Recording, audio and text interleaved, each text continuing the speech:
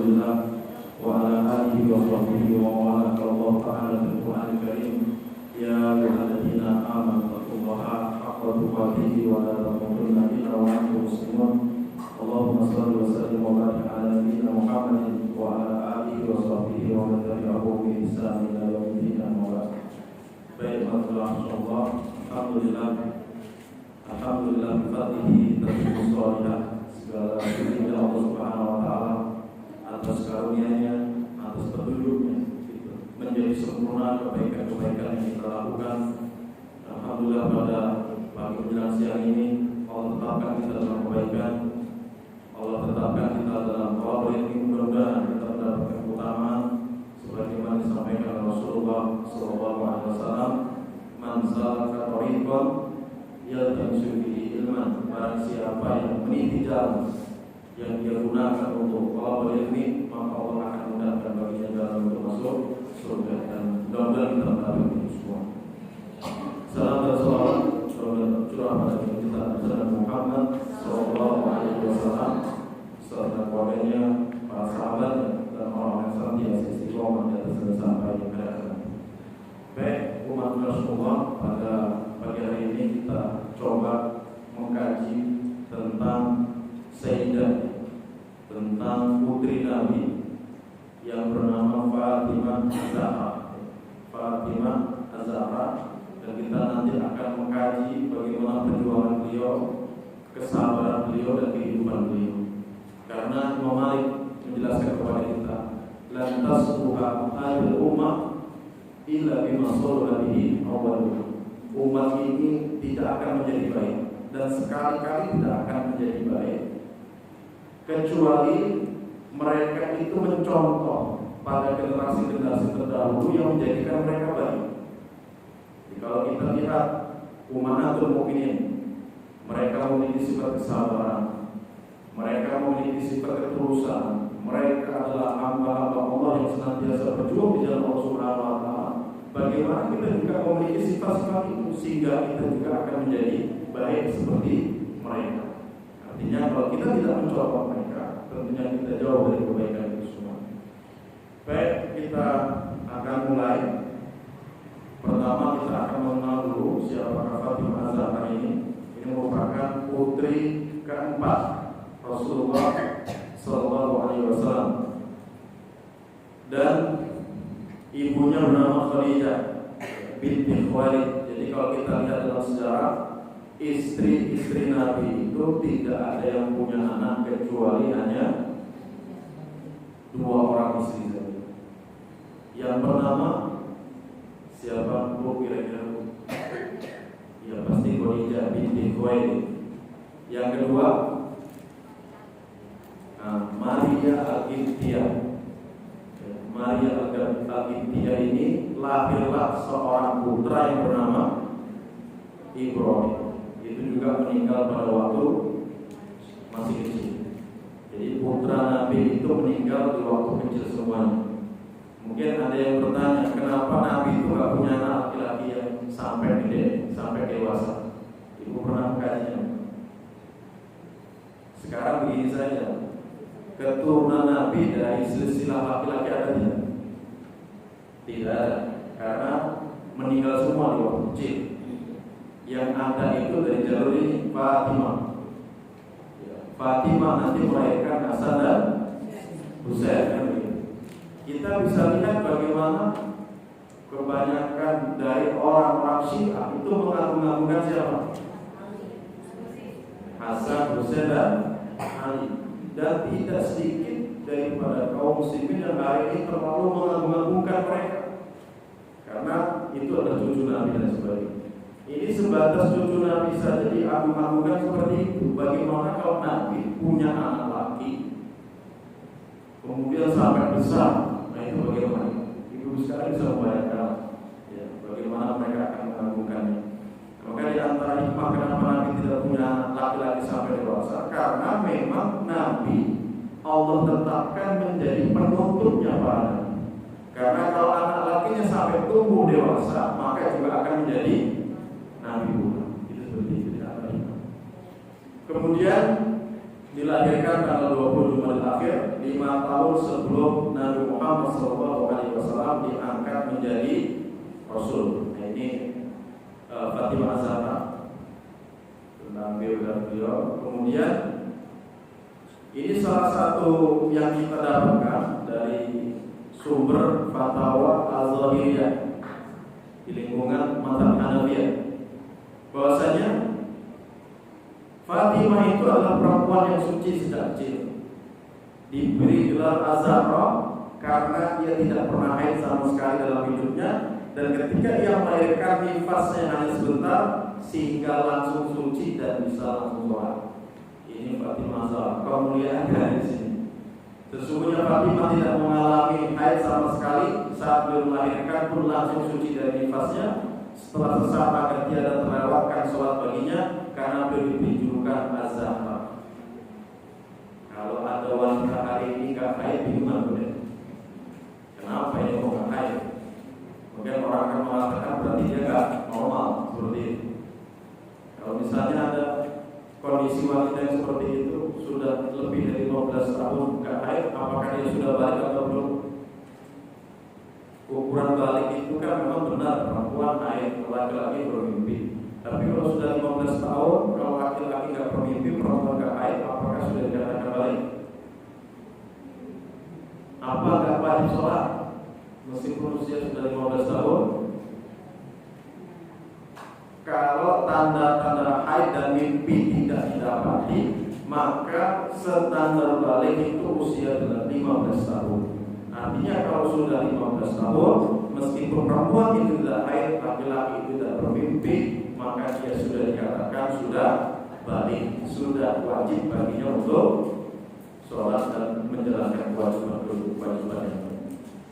Baik, selanjutnya berjuang Islam yang tangguh ini, yang tangguh, yang teguh. Fatimah ditinggal oleh ibunda tercinta, yaitu Khadijah Al-Kubra, ketika usianya 5 tahun. Usianya 5 tahun. Sehingga beliau menggantikan tempat ibundanya untuk mendukung, membantu, melayani dan terus serta berjuang bersama ayahandanya. Maka Fatimah ini sering disebut dengan Ummu Abiha, ibu dari bapaknya. Karena setelah Khadijah radhiyallahu anha itu meninggal dunia, maka yang berdiri menjalankan tugas-tugas sebagai seorang ibu di rumah Nabi adalah si Fatimah si kecil, yang saat itu baru berusia 5 tahun.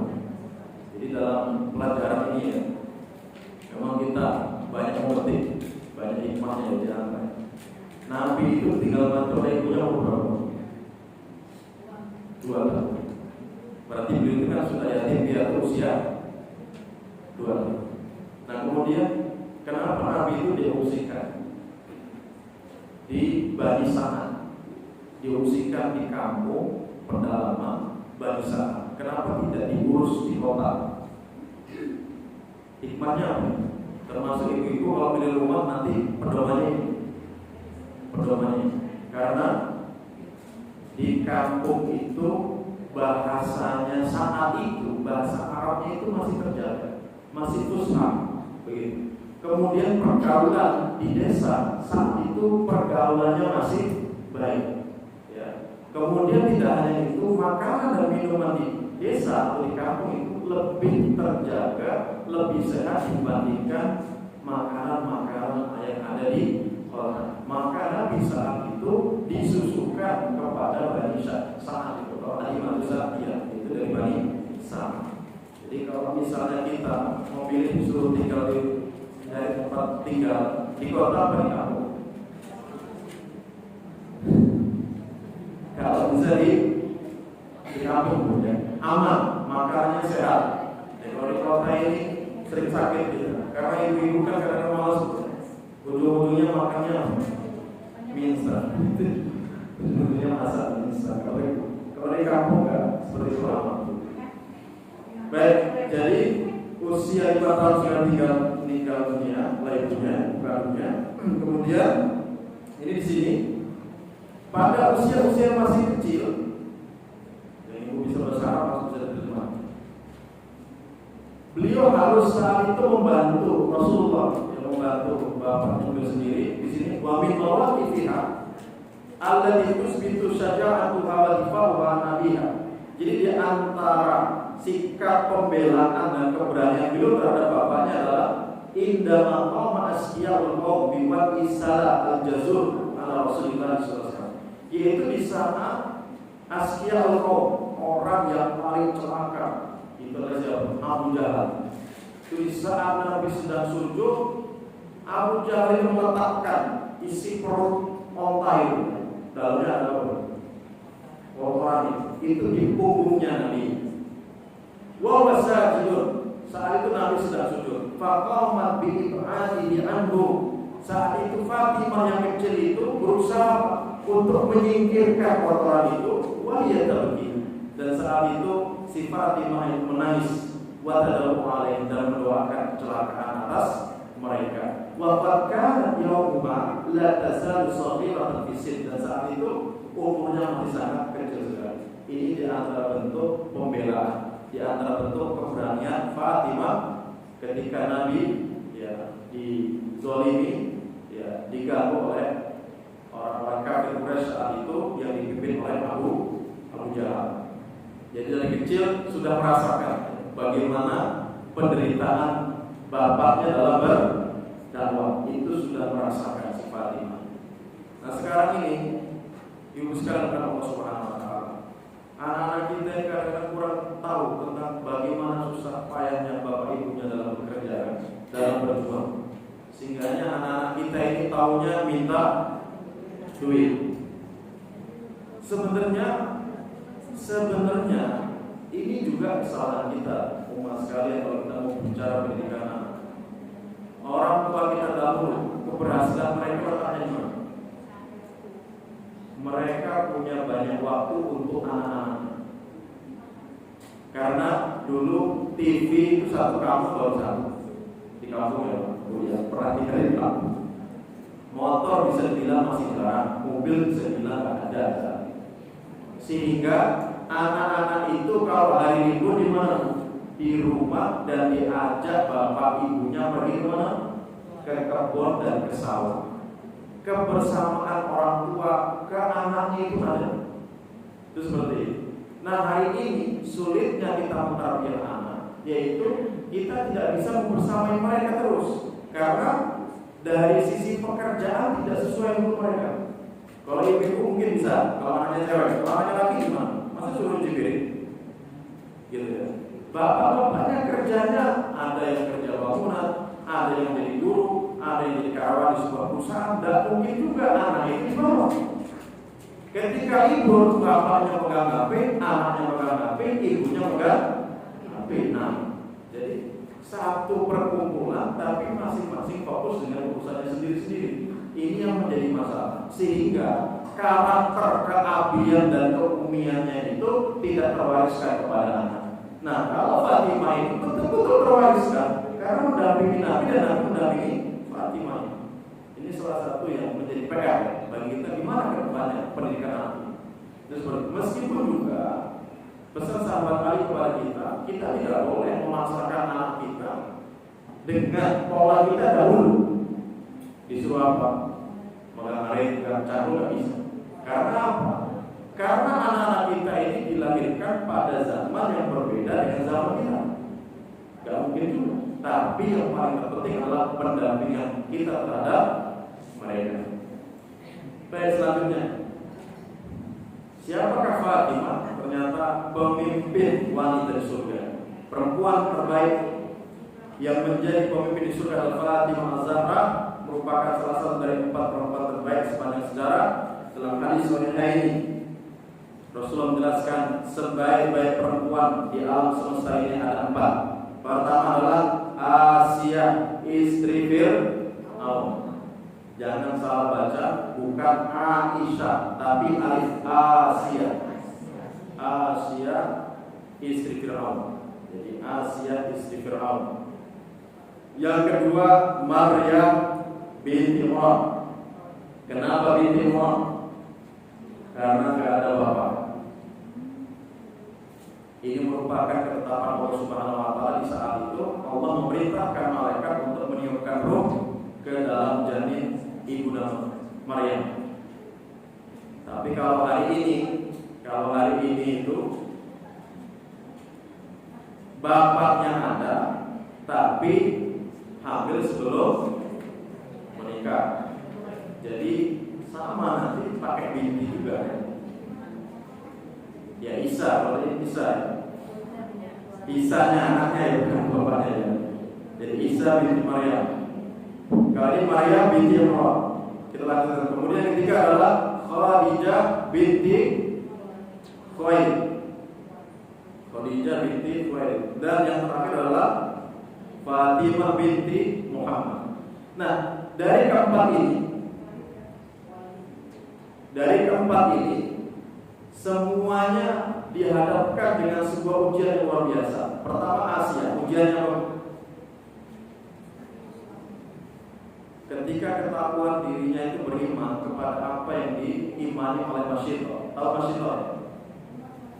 Masyito itu tukang sisirnya putrinya Firaun. Tukang sisirnya. Jadi saat itu pernah Masyito itu menyisir rambut putrinya Firaun. Tiba-tiba sisir itu jatuh. Kemudian Masyito itu berucap begini, Ta'isa man abida ghairu. Celakalah siapa saja menyembah kepada selain Allah. Langsung putrinya itu marah, langsung mengatakan, hal ta'budina ghairu abi, apakah kamu menyembah selain bapakku? Kemudian Masyito mengucapkan, nah, Rabbi wa rabbuki wallah, Rabbku dan Rabbku adalah Allah. Nah, saat itu ya ditamparlah. Kemudian saat itu juga dilaporkan kepada Fir'aun, dan Fir'aun pun marah. Dipanggillah si Masyito ini, kemudian dipaksa untuk kembali kepada keyakinannya dulu. Tapi dia tidak mau. Akhirnya putranya itu dihadirkan di situ dan disembelih di hadapan Masyito. Nah, saat nyawanya itu keluar si putranya ini, anaknya tadi mengatakan, Sabron ya Umar, bersabarlah wahai ibuku, sesungguhnya tempatmu ada di surga, tempat dudukmu ada di surga. Nah, istrinya Fir'aun itu mendengar kata-katanya si anaknya ini ketika keluar nyawanya itu. Dan anaknya yang kedua juga mengucapkan hal yang demikian. Akhirnya dia beriman dan sembunyi-sembunyilah dia dalam keimanannya. Nah, saat itu lama-lama Fir'aun pun tahu. Setelah tahu, diikat, dijemur di tengah padang pasir. Ya, kemudian saat itu Asia ini melihat rumahnya di surga. Akhirnya dia berdoa kepada Allah Subhanahu wa taala, Rabbi bunili indaka baitan fil jannah, ya Rabb, bangunkan untukku rumah di surga. Ternyata awan menaungi Asia ini. Ini Asia, perjuangannya sampai seperti itu. Kemudian Maryam ini kondisinya dia punya anak tapi tidak punya suami. Bagaimana ibu bisa dibayangkan kondisinya? Yaitu orang-orang yang di saat itu melihat Maryam itu adalah orang yang baik, seorang yang soleh, tiba-tiba hamil tapi nggak ada suami. Kalau di kampung kita mungkin sudah ya diomongin macam-macam lah ya. Ini dasar, mungkin begitu lah bahasa-bahasa begitu. Dan Maryam bisa bersabar saat itu. Kemudian Khadijah, bagaimana Khadijah? Perjuangan beliau, ya harta beliau habis untuk ditasarufkan, ya untuk digunakan dalam berjihad atau berjuang untuk Nabi Rasulullah, berjuang di jalan Allah Subhanahu wa taala. Kemudian Fatimah, nanti kita akan cerita bagaimana Fatimah kok bisa beliau masuk dalam daftar 4 wanita terbaik di kaum ini. Baik, ini tentang pemimpin wanita di surga, itu salah satunya adalah Fatimah binti Muhammad. Kemudian selanjutnya dari sahabat Anas, Nabi kita Muhammad SAW bersabda, hasbuka minan nisa'il alamin, cukup bagimu dari para wanita di seluruh alam. Yang pertama adalah Maryam ibnah Imran, kemudian yang kedua Khadijah binti Khuwailid, yang ketiga adalah Fatimah binti Muhammad, dan yang terakhir adalah Asia imra'at Fir'aun. Jadi kalau bisa masuk Nabi itu contohlah 4 wanita terbaik. Contohlah 4 wanita terbaik ini. Bila perlu nggak apa-apa punya anak namanya ini. Bisa Fatimah, bisa Maryam, bisa Asia, silakan. Kalau dalam Al-Quran 3 keluarga yang dicontohkan oleh Allah Subhanahu wa Ta'ala. Pertama, keluarganya Nabi Nuh dan Nabi Lut. Istrinya masuk neraka, suaminya masuk surga. Ya, seperti itu. Kemudian keluarga yang kedua, keluarga Fir'aun. Suaminya masuk neraka, istrinya masuk surga. Pilih yang mana? Pilih yang mana? Belum ada. Yang ketiga itu keluarga Nabi Ibrahim. Semua suami istrinya masuk ke dalam surga. Belum kok enggak Nabi Muhammad. Kalau Nabi Muhammad sudah enggak perlu dicontohkan. Ya, beliau dan para istri-istrinya akan masuk ke dalam surga. Baik, selanjutnya di sini penguatan lagi dari sahabat Abbas. Dia berkata Rasulullah menggariskan 4 garisan hitam. Lalu dia bersabda, apakah kalian tahu apa ini? Para sahabat menjawab, Allah dan utusannya yang paling tahu. Langsung Rasulullah bersabda di sini, wanita afdalun nisa'i ahli jannah. Wanita penduduk surga yang paling utama adalah yang pertama Khadijah binti Khuwailid, wa Fatimah, wa Asiyah, dan Imra'atu Fir'aun. Lagi-lagi disebut 4 orang yang sama, luar biasa. Ini kedudukan mereka di sisi Allah Subhanahu wa Ta'ala. Baik, selanjutnya ini salah satu penamaan kenapa dikatakan Az-Zahra. Fatimah Az-Zahra. Az-Zahra itu artinya apa? Az-Zahra itu artinya bunga. Kalau di sini ini apa yang disampaikan Rasulullah? Ketika aku dalam perjalanan ke langit, aku dimasukkan ke surga, lalu berhenti di sebuah pohon dari pohon surga. Aku melihat yang lebih indah dari pohon yang satu itu. Daunnya paling putih, buahnya paling harum. Kemudian aku mendapatkan buahnya lalu aku makan. Buah itu menjadi nutfah di sulbiku. Setelah aku sampai di bumi, aku berhubungan dengan Khadijah.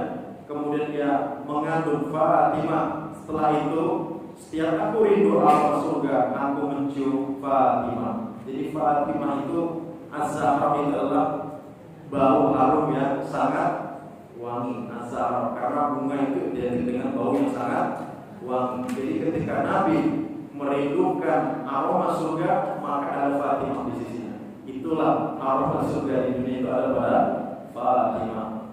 Itu seperti itu. Ini bisa dilihat dalam tafsir Abdul Mansur tentang keutamaan Fatimah Az-Zahra. Baik, nah ini baru masuk dalam bab kesederhanaan Fatimah Az-Zahra. Yang pertama, setelah beranjak remaja, ketika Fatimah berusia 15 tahun lebih 5 bulan, beliau menikah dengan sepupunya Ali bin Abi Thalib yang berusia 21 tahun. Jadi bangsa Arab itu nikah 9, 10, sampai 15 tahun itu hal yang biasa.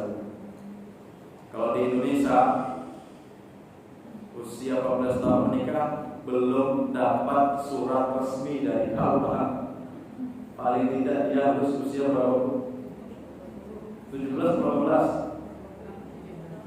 tahun kalau tidak salah. Boleh kurang dari itu, tapi harus ada surat keterangan bahwasanya walinya memastikan anaknya sudah mampu untuk berkeluarga. Kalau di Indonesia. Tapi pada prinsipnya di dalam Islam tidak ada batasan minimal, boleh. Dan sebagian mereka juga ada yang menikah dulu, tapi tidak diapa-apakan. Cuma menikah, nah hanya ingin melihat bagaimana istrinya itu baik apa tidak. Jadi didampingi dulu.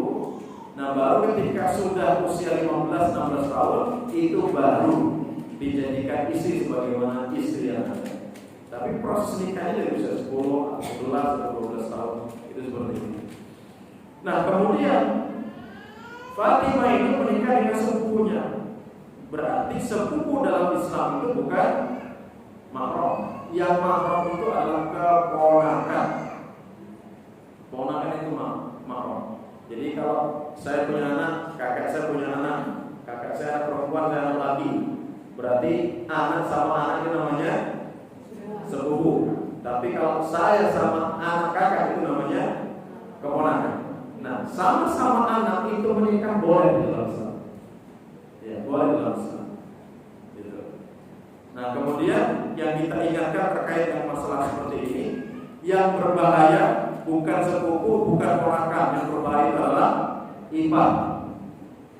Alhammu mautun. Ipar itu adalah sebuah kematian, sebuah kebinasaan. Kenapa dengan ipar? Kok ipar itu berbahaya? Pernah dengar? Pernah terjadi di kampungnya seseorang selingkuh dengan iparnya sendiri? Banyak. Kenapa dikatakan ipar itu maut, kematian? Karena peluang untuk terjadi itu sangat besar. Karena ipar itu bisa keluar masuk bebas karena dia sebagaimana keluarga kita. Berbeda dengan orang yang di luar. Orang yang kita kenal bukan keluarga kita, keluar masuk dan sebagainya, pasti kita marah. Tapi kalau ipar masih keluarga. Nah, karena mudahnya akses ipar di keluar masuk, maka Nabi mewanti-wanti kepada kita, ipar itu adalah maut. Sebagaimana juga tetangga itu juga maut. Ya, tetangga. Ketika Nabi ditanya dosa besar apakah yang ada di muka bumi, Nabi menjawab, pertama, anta ja'ala lillahi nidda. Kamu menyekutukan Allah, ini yang pertama. Padahal Allah yang menciptakan kamu. Berarti dosa syirik itu ranking pertama. Yang kedua, wa antaqtula waladaka khasyatan an yat'ama maka. Kamu membunuh anakmu khawatir anakmu akan makan bersama kamu. Berarti ibu yang masih usia produktif enggak boleh membatasi jumlah anak, itu apa? Pusing lah. Bisa, BBM sudah naik. Yang goreng mahal, sembako naik rumah. Usah ngomong gitu kan. Membatasi anak cuma 2 haram. Sama saja kita memiliki sebuah keyakinan bahwasanya rezeki itu dari kita. Padahal nahnu narzuqukum wa iyyakum. Allah yang memberikan rezeki kepada anak kita kepada kita. Bapak Ibu sekalian yang punya anak, nambah anak, rezekinya semakin mudah atau semakin besar? Rezekinya semakin banyak. Apalagi anaknya disekolahkan di pesantren, belajar Quran. Banyak wali-wali santri langsung ngomong ke saya, Ustaz, ketika anakku belajar di pesantren, Masya Allah, duit itu mudah untuk saya dapat. Giliran anakku sudah kuliah, berubah, susah banget. Duit itu saya dapat, penghasilannya semakin kurang. Kalau di sana ada kebun kopi, biasa makanan itu bagus-bagus. Ketika anak sudah kuliah, gagal terus panen. Saya langsung balik tanya kepada ibu, di kampus anaknya ngapain? Yang ada kan pacar kan kemana? Beda kalau di pesantren, anaknya menghafal hadis. Allah berkahi usaha itu karena anak ibu sedang menuntut ilmu. Berbeda kalau sudah di kampus. Di kampus berangkat sama siapa, pulang sama siapa, duduk bersama siapa. Maka ibu sekalian yang punya anak perempuan, kalau bisa pertimbangkanlah untuk dimasukkan di kampus-kampus negeri. Bukan apa-apa. Sekarang kalau cari lulusan matematika banyak betul lulusan matematika, bahasa Inggris, biologi, persaingan mereka untuk menjadi guru itu banyak banget. Tapi kalau anak-anak ibu bisa hafal Quran, semua pondok pesantren berebut untuk bisa mendapatkan tenaga pengajar yang hafizah 30 juz. Apalagi anak ibu bisa menguasai bahasa Arab, S1, S2-nya bahasa Arab. Hari ini dicari, bahkan kampus sedang mencari S1, S2, bahkan doktornya bisa bahasa Arab. Apalagi anak ibu bisa menguasai sanad, taksin dan tajwidnya bersanad. Udahlah, anak ibu nggak akan istirahat dipanggil bersama kemarin untuk memberikan materi-materi. Artinya kalau anak cewek nggak bisa dilepas, itu kuncinya seperti itu. Tapi kalau anak laki memang harus dilepas.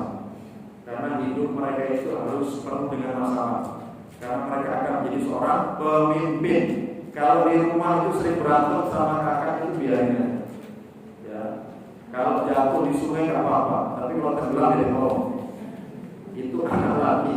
Karena memang mereka harus dari kecil harus ada benturan-benturan. Karena kalau tidak dilatih seperti itu, ketika gede dapat masalah, mohon maaf, nanti ujung-ujungnya apa? Bunuh diri, frustasi. Masa anak lagi frustasi? Masa anak lagi stres? Ya, yang paling mengenaskan lagi, masa anak lagi sekarang omongannya kayak cewek, tulangnya jadi lunak. Miris, memprihatinkan gitu.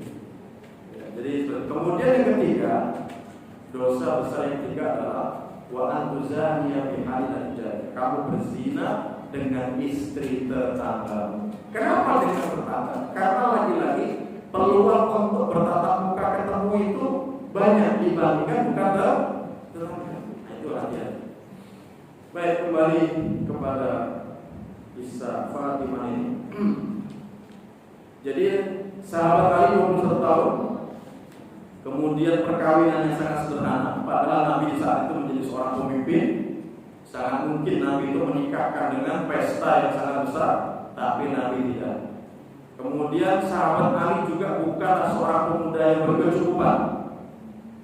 Untuk bayar mahal saja, di sini beliau harus menjual perisainya, ini tameng, untuk biaya pernikahan.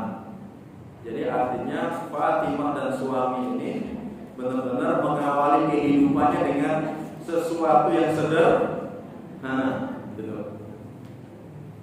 Kemudian juga saya mikir-mikir ya, kalau diundang pesta-pesta pernikahan orang, kadang taruhnya kursi-kursinya mewahnya luar biasa, tapi giliran menu makannya itu kok nggak sesuai. Kalau saya kadang berpikir, ngapain tempatnya bagus kalau menunya cuma ayam suwir kan? Lebih baik itu taruhnya diwujudin aja sembelih kambing berapa, suruh nyati sendiri, suruh makan sendiri. Banyak yang tafsir sesuatu yang mubazir banyak sekali. Gitu ya. Kita belajar daripada pernikahan sahabat ini sederhana sekali. Ya, sederhana sekali. Nah kemudian coba ibu lihat orang yang datang ke pernikahan itu, piring-piring yang mereka taruh itu bersih apa tidak? Itu tafsirnya luar biasa, mubazir banget. Sedih kalau kita melihat kondisi yang seperti ini. Nabi sendiri kalau makan, kalau beliau makan, itu beliau mengatakan al-barakatu fi wasatit ta'am. Berkah makan itu dari mana? Di tengah. Jadi kalau beliau makan itu dari pinggir, lama sampai habis, tidak tersisa. Kalau ada yang jatuh, beliau ambil makanan yang jatuh itu, beliau bersihkan, beliau makan. Coba kita lihat. Maka ibu-ibu belum dikatakan bersyukur manakala habis makan di piringnya masih tersisa nasi. Meskipun satu butir, kita berarti belum bersyukur kepada Allah Subhanahu wa taala. Jangan biasakan untuk bisa menyisakan itu. Dan kita kan harusnya kan makan itu sudah berapa kali minggu sih kita makan. Artinya apa? Kita sudah lebih paham berapa sih kuota perut kita ini. Tampungan perut kita itu sebanyak apa kita tahu. Termasuk menunya kita paham mana menu yang kita sukai, apa yang tidak kita sukai. Yang kan kita sukai apa kita ambil, sehingga kita biarkan gitu saja. Yang parah lagi, kadang cuma sendok, 2 sendok, lauk ini toel sekali 2 kali, campur, pindah lagi ke yang lain. Kok kata saya pesta pernikahan kok jadi ajang untuk apa itu namanya? Mencari makanan, kemudian nggak suka camparin begitu saja. Itu setan-setan itu pada umum cuma karena apa? Dicampakkan cuma itu seperti ini. Ini salah satu hal. Kemudian tidak sedikit umatnya Nabi itu, kalau bahasa kita masih sombong. Sombong itu bukan berarti kita punya mobil bagus, ya. Ada tetangganya lewat disiring dipepet dan yang masuk selokan, bukan itu sombong kan? Jadi Nabi pernah melihat ada seseorang itu makan dengan tangan kiri. Ingatkan, kul biyamin, makanlah apa yang tangan kanan. Jawaban orang ini justru apa? La astati, saya tidak bisa. Nabi melihat tangan kanan orang ini bisa digerakkan gitu. Kok dia bilang nggak bisa makan dengan tangan kanan? Kemudian Nabi marah, lastata'ta, sekali-kali kamu tidak akan bisa makan dengan tangan kananmu, karena sesungguhnya yang menghalangi kamu makan dengan tangan kananmu adalah kesombongan yang ada dalam diri. Ini sekalian, cukup kita makan dengan tangan kiri itu sudah sombong. Sudah sombong. Maka kalau makan bakwan itu harus latihan. Jangan sampai cabenya tangan kiri, bawain kanan gitu kan. Gak boleh.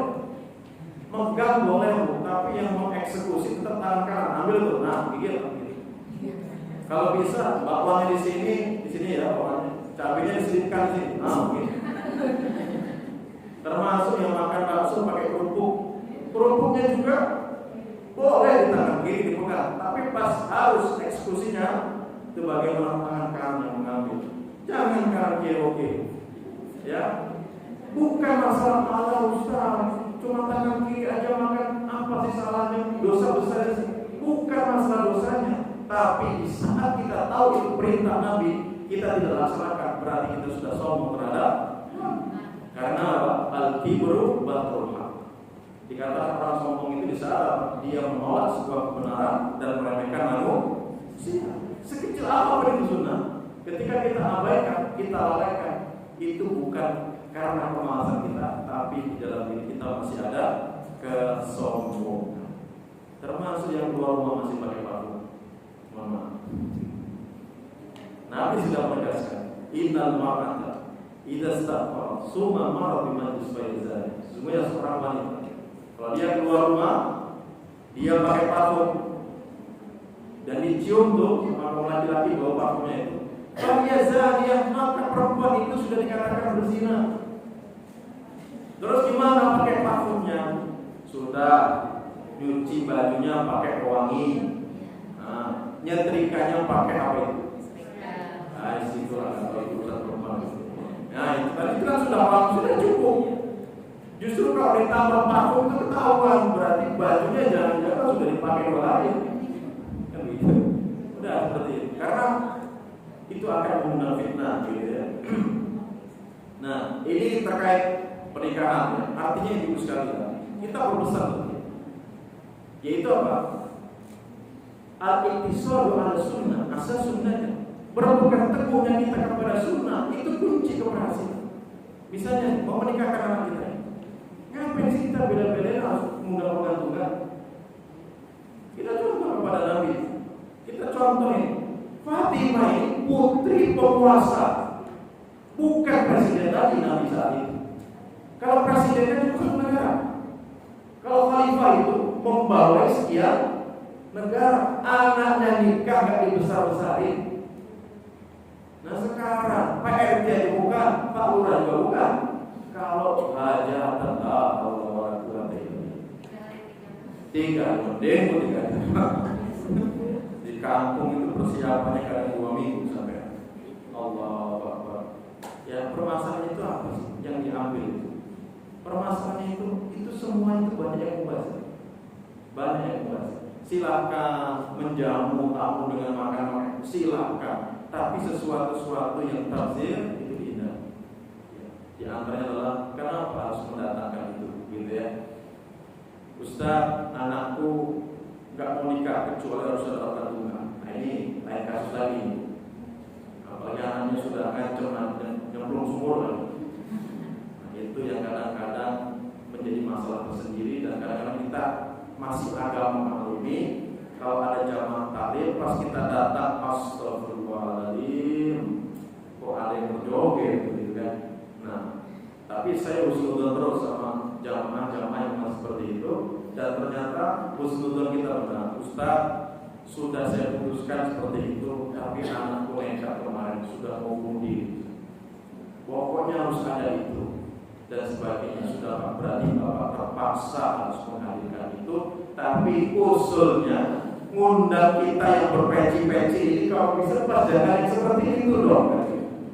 Ya kita sudah astagfirullah gimana itu?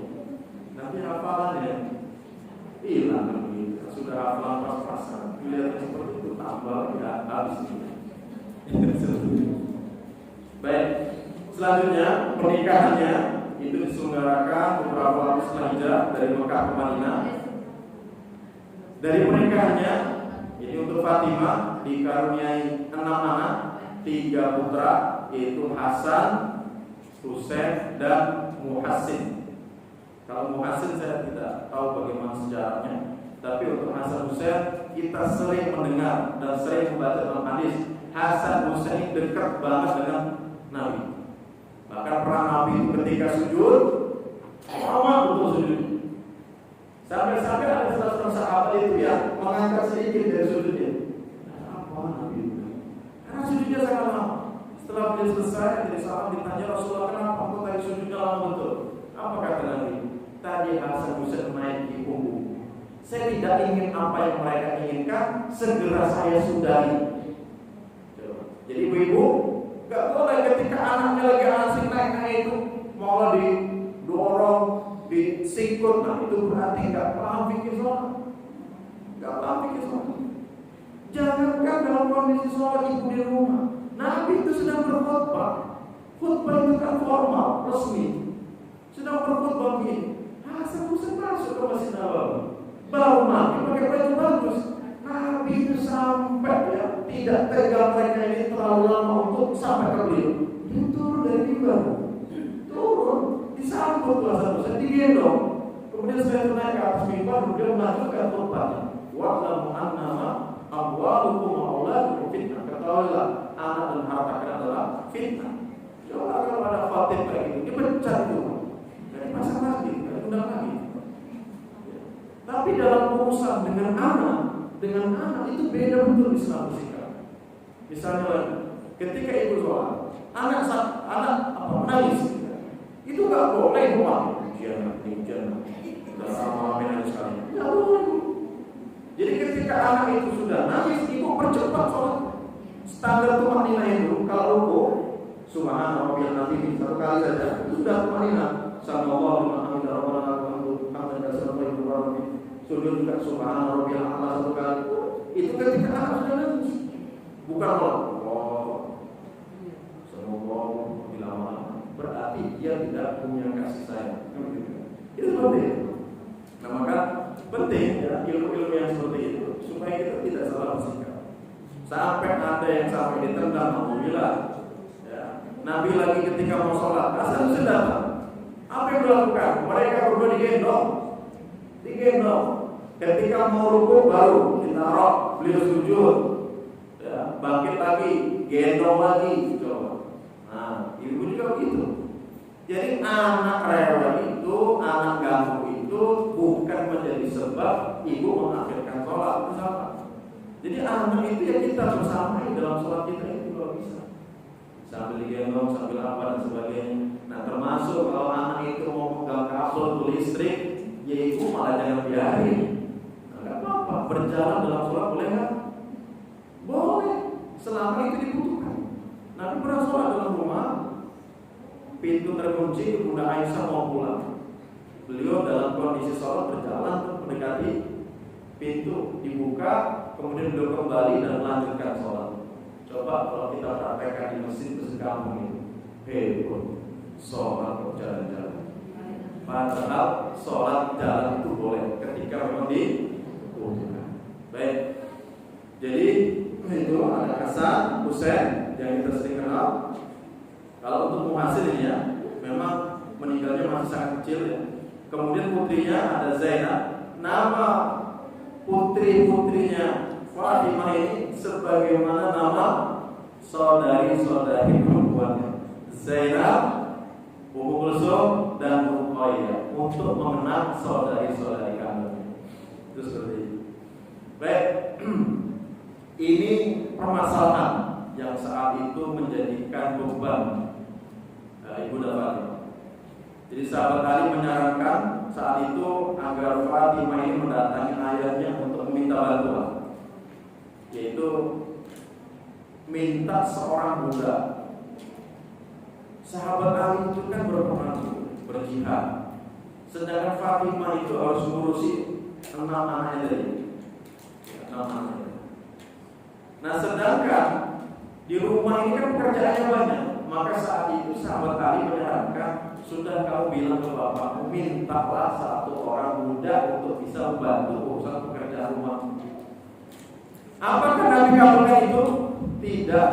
Padahal beliau itu sambil giling gandum itu dengan batu itu sambil gendong. Tangannya yang harusnya halus jadi kasar sambil menangis saat itu. Tapi justru Nabi tidak mengabulkan itu. Justru Nabi mengucapkan kepada Fatimah, di sini bahasa Arabnya, wajah asabim ba'disa wajah atas al-Fatimah. Saat itu Fatimah datang menghadap Nabi meminta pembantu yang bisa membantu urusan rumahnya. Maka Nabi saat itu mengatakan, wallahi la utiyaki, demi Allah saya tidak akan memberimu pembantu. Coba, meskipun dikasih alasan Nabi tetap tidak mau ngasih pembantu kepada ibu Fatimah. Justru saat itu Nabi mengatakan kepada ibu Fatimah, adulluki ala ma huwa afdalu min khadim. Maukah saya beritahukan kepada kamu sesuatu yang lebih utama daripada pembantu itu? Jadi ibu di rumah ada pembantu nggak? Nggak ada. Supaya ringan pekerjaannya ibu, amalkan. Inilah yang diajarkan Nabi kepada putrinya Fatimah. Yaitu apa? Pertama, tusabbihina Allah inda naumi salasin. Bertasbihlah kamu ketika mau tidur 33 kali. Subhanallah, subhanallah 33 kali. Wa tahmidina Allah inda naum salasin. Dan memuji Allah berarti apa? Alhamdulillah, alhamdulillah sebanyak 33 kali. Wa takbirina inda naum arba'an wa salasin. Dan bertakbirlah kamu ketika mau tidur sebanyak 34 kali. Allah Akbarnya 34 kali, selainnya 33. Fahada khairun laka min khadim. Bacaan 33 terakhir 34 ini lebih baik daripada kita memiliki pembantu. Faqalat Fatimah, saat itu Fatimah berkata setelah itu ya, fa amiltu biha, saya amalkan perintah bapakku itu, yaitu Nabi. Fama wajatu ta'iban ba'da dzalika, dan setelah itu saya tidak merasakan capek sama sekali. Ini resep, Bu. Resep supaya ibu tidak banyak mengeluh sama suami. Suami pulang gak pernah disenyumin, cuma alasannya apa, Bu? Capek, gak boleh. Ini peringatan bagi ibu-ibu. Bu, suami itu kerjanya di mana, Bu? Di rumah apa di luar rumah? Di luar rumah. Di luar itu gambar-gambar yang dilihat itu indah apa jelek? Atau lebih indah daripada yang di rumah? Ibu nyadar ya? Ternyata yang dilihat di luar rumah itu lebih indah ternyata Ustaz. Karena memang benar, rumput tetangga itu lebih hijau. Sudah paham dengan bahasa kita tadi? Nah, berarti kalau ibu tidak bisa memberikan perhatian yang baik kepada suami, apa yang terjadi? Wah, Ustaz yang ngancam. Bukan mengancam, itu realitanya seperti itu. Artinya apa? Suami itu akan pulang itu kan, pulang itu dengan harapan dia akan mendapatkan sebuah ketenangan. Itulah hikmahnya menikah. Mendapatkan sebuah ketenangan dari masalah-masalah, dari urusan-urusan yang ada di luar rumah. Dia berharap betul-betul baiti jannati, rumahku adalah surgamu. Tapi kalau baru buka pintu, ibu udah merocos saja. B, tolong istri kami B, tadi ada yang lagi B, suaminya itu langsung. Sudah begitu, mohon maaf, boro-boro senyum, boro-boro sudah wangi gitu.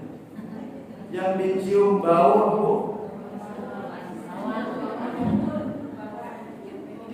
balsam, fresh care. Nah, ibu yang sudah bawa fresh care dan sudah tua, gitu kan. Masuk rumahnya berantakan, aduh, ingusnya kemana-mana. Itu sudah itu langsung mungkin buta itu kepala suami. Benar. Jadi saya punya kawan, tapi nggak tahu istrinya ini luar biasa. Dia bukan lulusan SMA, bukan lulusan S1, S2. Dia lulusan SMP. Karena memang karakter keluarga mungkin baik. Memang orang Solo itu kan janji-janji ya. Jadi depan suami itu nggak berani dia nampak ini. Dia mas. Saya takjub gitu loh. Takjub betul. Sebagaimana saya dijemput istri di metro. Suami istri jemput saya. Nah saya duduk di belakang, mereka berdua di depan. Jadi suami istrinya itu benar-benar apa? Enggak menunjukkan tarik sedikit pun di depan suami. Jadi begitu. Dia mas. Jadi benar-benar apa ya? Tawadhu'nya, santunnya, ikromnya, menghargai suami itu ada semua. Padahal saya ternyata kalau rumahnya dulu ibu suami istri ini adalah tetangga teman saya juga dari pesantren. Ketika saya kasih tahu saya ngisi bapak yang mana? Coba nama isinya siapa? Ustaz, tetangga saya dulu. Itu dulu pakai baju kain Ustaz sini. Itu baru berapa minggu dia hijrah, sudah ikut sunnah itu. Terus saya lihat pulang pergi seperti itu, dan itu gak dibuat-buat. Sebagaimana istri kawan saya yang Solo itu juga begitu. Jadi kalau pulang itu udah disambung dengan senyuman, gak ada capek itu gak ditunjukkan loh. Ini misalnya ngajarin apa ya? Yang kedua, sudah langsung ditawarkan nanti mau air hangat apa air dingin. Coba ibu gimana sudah seperti itu? Kalau ibu sudah seperti itu, ibu sebenarnya sudah menjadi calon penghuni surga. Benar? Karena apa? Calon penghuni surga itu kan ada dua sifat. Dan bersabda Allah ukhbirukum bi sa'id min al-jannah. Maukah saya beritahukan kepada kalian wanita penghuni surga? Wanita penghuni surga ini bagaimana? Pertama al-walud, yang anaknya banyak. Kata ada itu masa ditambah. Ya tantangannya kan beda. Anak satu sama anak 5 beda.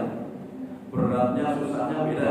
Semakin banyak anak berarti pahalanya semakin banyak. Apalagi ditinggal mati suaminya, anaknya banyak, dia rela untuk tidak menikah supaya fokus mendidik anak-anaknya. Itu calon penghuni surga katanya. Kemudian kedua, al-wadud, yang penyayang. Alladhi yazulama atau yazulima, yang kalaulah dia berbuat zalim atau dia dizalimi, dia akan berkata kepada suaminya, hadihi yadika, wahai suamiku, tanganku ini ada dalam genggaman. La ahmidu hamdan hatta tahu, saya sekali-kali tidak akan menjamkan mata ini sebelum engkau ridho kepada. Berarti tugas ibu setiap malam, mas ya? Atau manggilnya apa? Ayah, udah tua ya ayah ya? Ya, ridho nggak malam hari ini sama? Kalau nggak ridho, saya akan lakukan apa yang membuat ridho. Nah itulah wanita penghuni surga. Loh, kok ibu? Kayaknya aku berat betul. Saya ini nggak tendensius, bu. Istri saya nggak saya ada di sini. Ini murni saya sampaikan. Ya, jadi ibu-ibu yang datang ke sini suaminya harusnya bersyukur sama saya. Terima kasih sama saya. Benar. Karena tadi banyak hubungan-hubungan rumah tangga itu semakin tua, itu semakin miskin yang namanya kata cinta dan kasih sayang.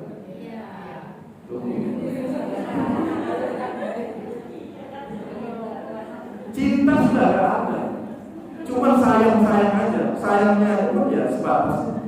Kalau cinta itu belum dipanggil aja udah menantikan bu. Dulu lagi pacaran, pacaran. Kalau si dia nelfon, wah udah gak ada kata. Nanti sekarang dipanggil masih ngobrol aja, baru keras. Oh iya nih, ada apa? Padahal udah dari tadi benar. Kenapa bisa lapuk begitu? Bisa hilang di telan masa itu? Karena apa bu? Karena kurang ada momen-momen yang membangkitkan rasa cinta dan kasih sayang. Nah perlu ada momen-momen tertentu yang bisa merekatkan lagi.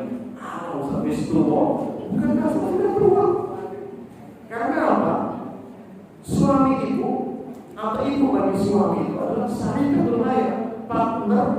kehidupan. Namanya partner hidup itu harus saling mendukung, saling support. Apalagi cintanya ibu itu besar, apalagi cintanya suami besar ke ibu, itu akan menjadi semangat atau motivasi dia dalam bekerja, dalam berbuat, dalam beramal, itu dibutuhkan. Kan seperti itu. Nah, sekarang kita lihat lagi. Kenapa seorang suami itu sudah di atas 40 tahun sudah mulai nyari-nyari lagi?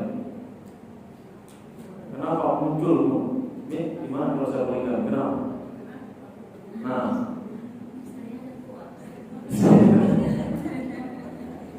ya, karena seiring dengan berjalannya waktu mulai luntur lah tadi. Nah, karena tidak diupdate. Pengupdateannya bagaimana? Nanti silahkan tanya dengan ustaz cinta. Gimana cara? Meskipun tua, saya masih ada ini. Sudah meninggal di sini kenapa rumah? Bapak suami istri yang kemana-mana itu berdua. Sampai saya tanya bapak itu hobinya apa? Dia jawab gak ada ustaz kecuali jalan bareng sama ibu, jalan bareng sama ibu. Itulah bentuk kepuasan kami, bentuk prestasi saya. Luar biasa. Nah, ketika istrinya meninggal, dirawat di UGD itu lama sampai berapa bulan, 3 bulan berapa. Meninggal dunia, waduh, suaminya kayak shock betul. Karena terlalu cintanya luar biasa. Tapi menurut saya jangan terlalu cinta banget gitu. Kalau cinta banget ditinggal itu kayak gak ada semangat lagi untuk ibadah begitu. Ya kalau cinta itu ya cinta bu ya, tapi jangan terlalu dalam. Kalau hilang nanti malah ikut. Tuh, baik, ini banyak kesalahan kemarin tapi nggak masalah belajar pengalaman. Tapi yang pada intinya, ibu-ibu harus sadar terhadap suami. Kadang kan suami kita susah. Yang ada yang memang diuntungkan kondisi suaminya mampu. Tanpa ibu minta, suami sudah memberikan. Itu yang diinginkan itu ya. Tapi kalau suami itu benar pas-pasan. Jadi jangan sampai menjadi seorang istri yang imro'atun tukalifu zawjaha bima la yatiq, menjadi seorang istri yang membebani suami dengan sesuatu yang tidak dimampu. Laki-laki itu memang dia gak banyak ngomong, tapi dia banyak berpikir. Diamnya itu berpikir. Misalnya ibu bilang, Bi, di samping itu seninya, Bi.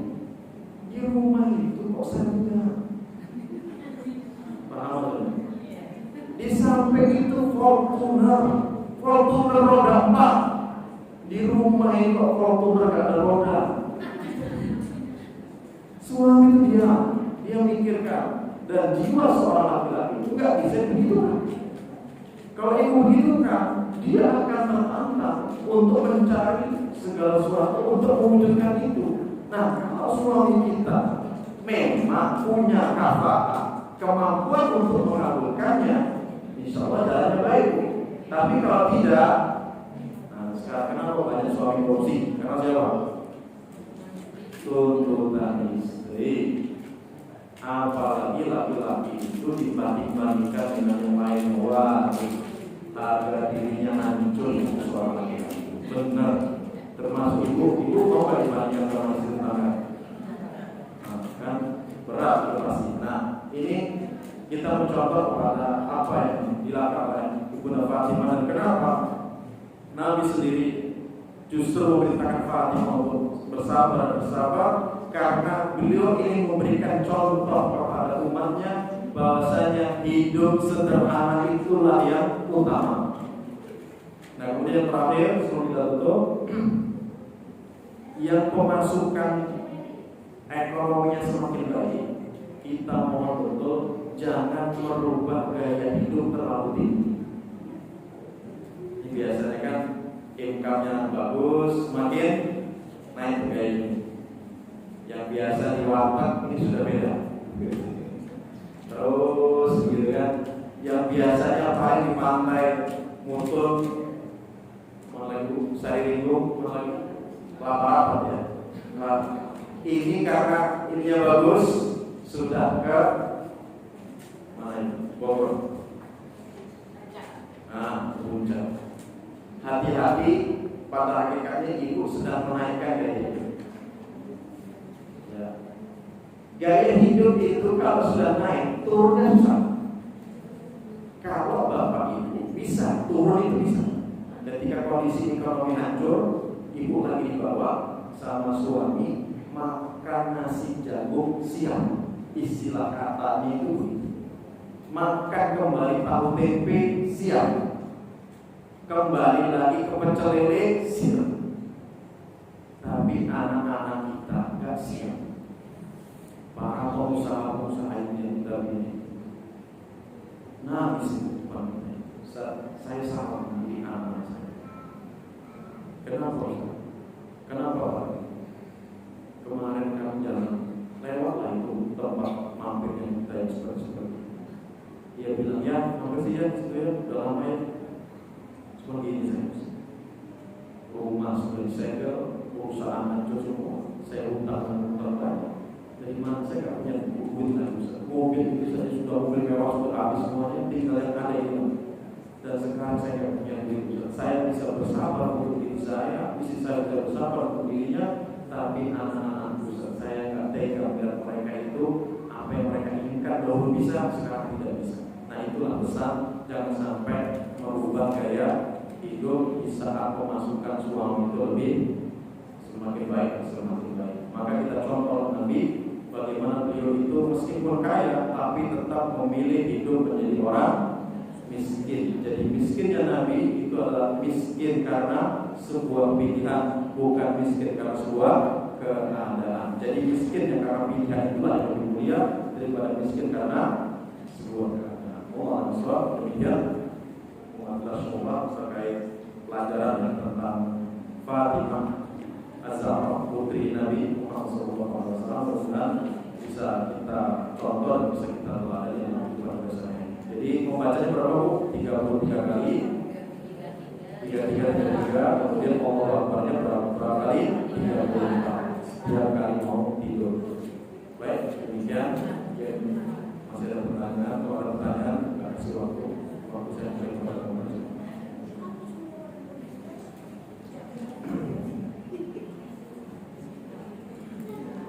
Ya. Pertanyaannya, saya sebagai seorang ibu dan seorang istri, siapa saja mahram saya? Mahram ibu itu berarti kalau dari keluarga ibu berarti bapak, kalau ke atas ya, itu bapak kandung ibu plus kakeknya ke atas, itu semuanya mahram ibu dari keluarga. Kemudian kalau dari kanan ke kanan itu saudara laki-laki. Berarti apa? Saudara laki-laki ibu, mau kakak mau adik, itu semuanya mahram. Ya, mahram. Kemudian kalau bukan ke atas ya, tapi menyamping, itu paman. Nah, kalau paman itu paman dari ibu, paman dari bapak kita. Ada bibi, ada paman. Kalau bahasa Arab dibedakan. Ada ammah, ada khol. Kalau ammah itu paman dari bapak. Kalau khol itu paman dari ibu, itu semuanya mahram. Ya, mahram. Jadi itu mahram. Nah, kemudian kalau ke bawah itu berarti anak kita, anak ibu yang laki-laki. Ke bawah lagi cucunya cucu ke bawah lagi itu mahram. Nah, kemudian siapa lagi yang mahramnya ibu? Yaitu keponakannya ibu. Termasuk dalam daftar mahram. Nah, yang bukan mahram itu siapa? Sepupunya itu bukan mahram, alias ibu bisa menikah dengan sepupu itu. Nah, kalau sudah dalam bingkai mahram seperti itu, berarti ibu boleh dibonceng, boleh berdua di rumah dengan mahram itu. Tapi kalau yang bukan mahram nggak boleh. Berarti apa? Berduaan dengan sepupu itu tidak boleh, karena dia bukan mahram. Loh, ipar itu gimana Ustaz? Ipar itu mahram tapi sementara. Tapi bukan berarti mahramnya ipar itu ibu boleh boncengan, nggak boleh. Hanya ibu tidak boleh menikah selama dia menikahi ayahnya ibu. Tapi kalau ayahnya ibu meninggal, boleh nggak nikah sama ibu? Boleh. Caranya apa? Ibu nggak punya suami, gitu. Namanya turun aja, itu boleh. Nah, ada lagi pertanyaan, Ustaz. Kalau janda punya anak perempuan, duda punya anak laki, bapak ibunya sama-sama menikah, anaknya sama-sama menikah, boleh nggak? Boleh. Boleh. Karena tidak ada ikatan sama sekali, itu nggak masalah. Nah, yang tidak boleh itu bapaknya ngambil emaknya, ngambil anaknya, itu nggak boleh. Nah, itu namanya rakus. Kalau silang itu nggak boleh. Tapi kalau lurus itu boleh. Nah, sekarang lagi, adik kakak menikah boleh apa tidak? Kakak laki ketemu dengan perempuan mbaknya, menikah. Mereka ini sama-sama punya adik. Yang laki punya adik perempuan, yang perempuan punya adik laki. Sama-sama ketemu, boleh tidak? Boleh. Itu seperti itu. Biar nggak kemana-mana keluarganya, ngumpul aja. Tapi tetap saya nasihati sama yang kemarin datang ke saya itu, ada salah seorang akhwat yang akan seperti itu. Kakaknya sudah nikah dengan mbaknya itu. Nanti itu kok kok bisa loh kamu ini kok mau nikah dengan adiknya itu? Saya nasihati, kalau bisa janganlah. Udah si orang udah kalau dari si orang sudah bisa ngomong lagi. Nah, tapi kalau bisa janganlah. Kalau ada masalah satu saja, masalah di satu pihak, baru kedengeran semua itu bisa repot semuanya. Baik, yang selanjutnya, bagaimana hukumnya sholat sambil menggendong anak yang menggunakan pampers? Tidak masalah ya, selama dijamin pampersnya itu tidak bocor. Karena hakikatnya najis itu melekat pada diri anak, bukan melekat pada diri kita. Jadi tidak masalah. Itu seperti itu. Ada lagi? Silakan.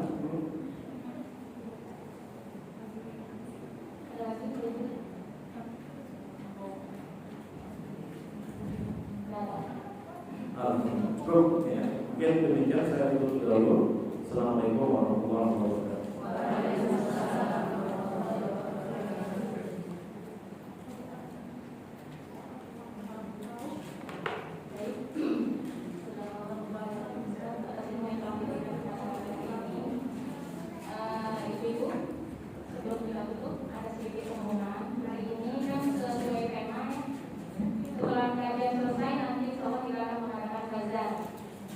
Bazarnya di mana? Di depan sini, di depan teras masjid. Nanti yang ingin berniaga yang sudah daftar untuk berjualan, silakan langsung digelar dagangannya, jualannya. Kita kembali setelah berjualan juga.